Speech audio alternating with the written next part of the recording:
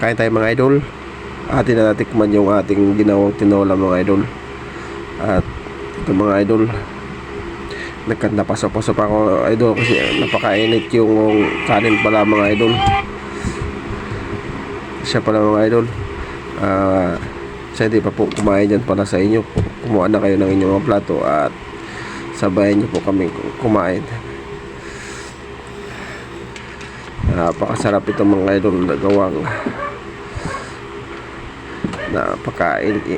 napakainit pa po yung sabaw mga idol.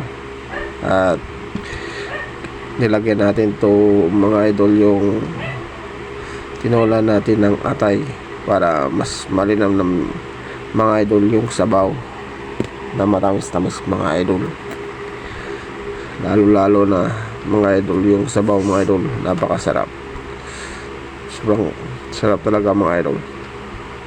Sa hindi pa po pala dyan kumain sa inyo mga idol, kumain na kayo at sabayan niyo po kami.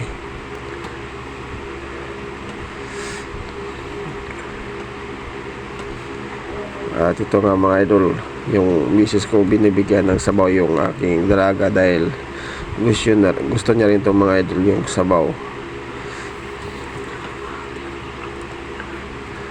At siya pala mga idol, shout out sa mga mahilig sa tinola mga idol, no? At dito pala mga idol, baka magtataka kayo, yung tinola natin ay nilagay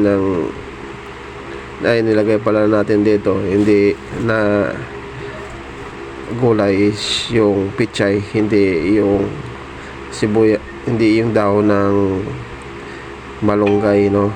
Baka magtataka kayo mga idol. Ito kasi mga idol nakagawian ng misis ko na ang nilalagay sa kanyang tinola is pichay, hindi malunggay. Kaya ito mga idol, request ko siya na magluto kami ng tinola at ito ang ilalagay mga idol. Pero sa amin kasi at sa kagawian namin, malunggay talaga at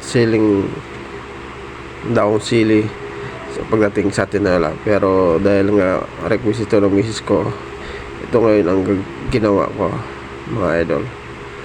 Yan po ang gulay natin mga idol. Yan.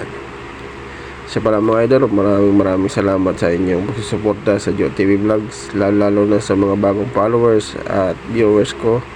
Maraming salamat po sa inyo. At sa hindi pa po nakapag-follow sa aking FB page, pag-follow na lang din po para lagi po kayong updated sa aking mga video yung ipopost. At maraming din salamat po sa pagsusuporta sa aking mga videos.